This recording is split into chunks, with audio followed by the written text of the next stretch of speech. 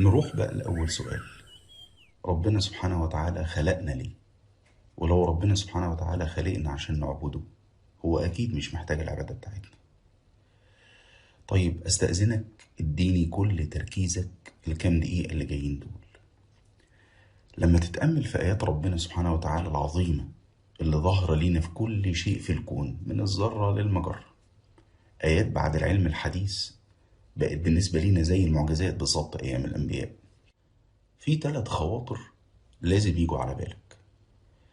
أول حاجة، لما تشوف العظمة والقدرة في خلق ربنا سبحانه وتعالى هيحصل عندك يقين إن ربنا سبحانه وتعالى مش محتاج لأي حد ولا لأي حاجة، لا منك ولا من غيرك. ربنا سبحانه وتعالى غني عن العالمين. دي أول نقطة. هتفهم إن مع العظمة والقدرة دي فعلا لازم ربنا سبحانه وتعالى يكون واحد أحد، متفرد سبحانه وتعالى، منفرد بالعظمة والكمال والقدرة. يعني إيه؟ يعني يبقى نقص في كمال الله عز وجل، حاشا لله إنه يكون معه أي حد أو مثيل أو شبيه أو شريك، حد عنده العظمة والقدرة دي، فده نقص في كمال الله إن يبقى معاه أي شكل من أشكال الشرك أو المصاحبة. سبحانه وتعالى واحد أحد، فرد صمد، لم يلد ولم يولد ولم يكن له كفوا أحد، لم يتخذ صاحبة ولا ولد، ولم يكن له شريك في الملك، ولم يكن له ولي من الذل. سبحانه وتعالى ليس معه أحد. دي تاني نقطة. تالت نقطة هتحصل لك مع التأمل، إنك هتفهم إن ربنا سبحانه وتعالى خلق كل الكائنات غيرك على السمع والطاعة، ليس لديها أي حرية في قراراتها أو في اختيار الإيمان من عدمه. ودي النقطة اللي احنا عايزينها دلوقتي. أراد الله عز وجل، وهو الإله سبحانه وتعالى ولا يسأل عما يفعل، أن يخلق هذا الإنسان العظيم المخلوق المتميز بإرادة حرة كاملة، لديه اختيار الإيمان والكفر، الطاعة والعصيان، الشكر والجحود. مخلوق حر في قراراته وتفكيره. لو عبد يعبد ربنا سبحانه وتعالى بإرادته، ولو ذكر ربنا سبحانه وتعالى يذكره بحب، ولو أذنب يستغفر ويتوب لأنه عارف أنه أكيد راجع لربنا سبحانه وتعالى.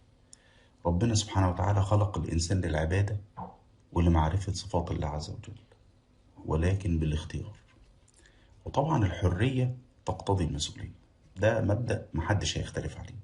طالما خدت حريتك لازم تتحاسب على قراراتك وأفعالك.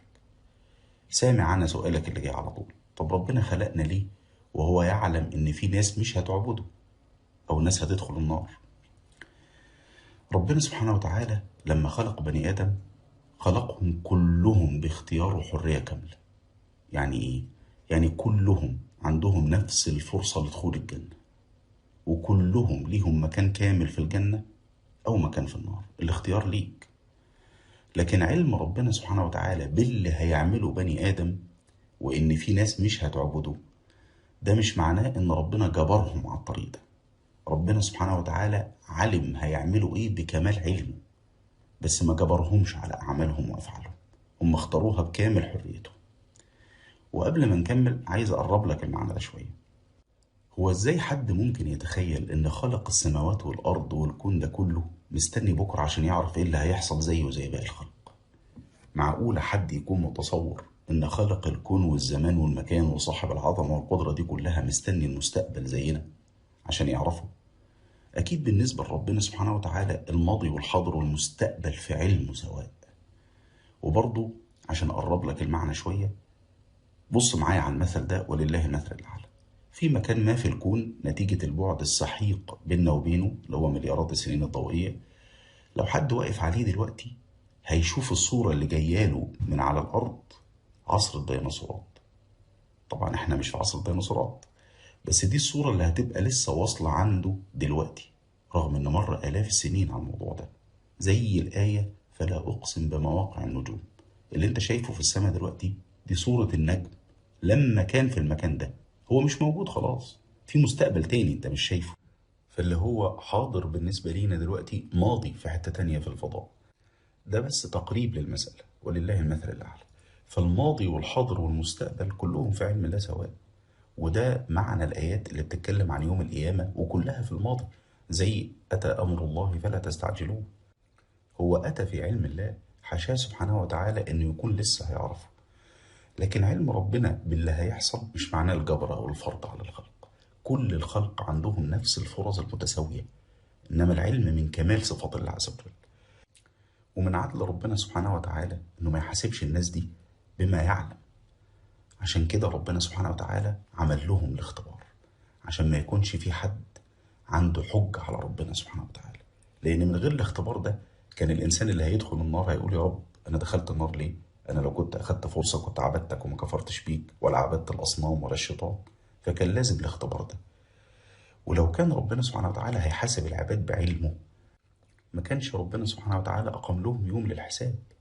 ده ربنا يوم القيامة بيفرض حجة الحساب على الناس: اقرأ كتابك كفى بنفسك اليوم عليك حسيب. فازاي ربنا سبحانه وتعالى هيقيم عليهم حجة الحساب وما وصلتهمش حجة بلاغ وحجة اختيار وحجة حرية؟ أنا سامع السؤال اللي بعده على فكرة. أنا ربنا ما سألنيش أتخلق ولا لأ. بص، هقول لك أولا الإجابة اللي لازم دايما ترن في عقلك، اللي احنا اتكلمنا عليها في أول جزء. أنت عبد، ما تسألش. مش من حقك تسأل أصلا. أنت لازم تحسن الظن بربك، ولازم تفهم ان ربنا سبحانه وتعالى لا يسأل عما يفعل. ثانيا، مين اللي قال؟ ربنا سبحانه وتعالى قال: إنا عرضنا الأمانة على السماوات والأرض والجبال فأبين أن يحملنها وأشفقن منها وحملها الإنسان. مش معنى إنك مش فاكر إنك وافقت إنك تحمل الأمانة إن ده ما حصلش. قل صدق الله عز وجل. ثالثا، ربنا سبحانه وتعالى أخذ العهد والميثاق على كل أرواح بني آدم بالعبودية ليه. وإذ أخذ ربك من بني آدم من ظهورهم ذريتهم وأشهدهم على أنفسهم ألست بربكم قالوا بلى شهدنا أن تقولوا يوم القيامة إنا كنا عن هذا غافلين. رابعا، ده سؤال مش في وقته، والمعلومة فيه مش هتفيدك. انت اخترت تحمل الأمانة وأخدت منحة الحياة، وخلاص انت في اختبار العبودية.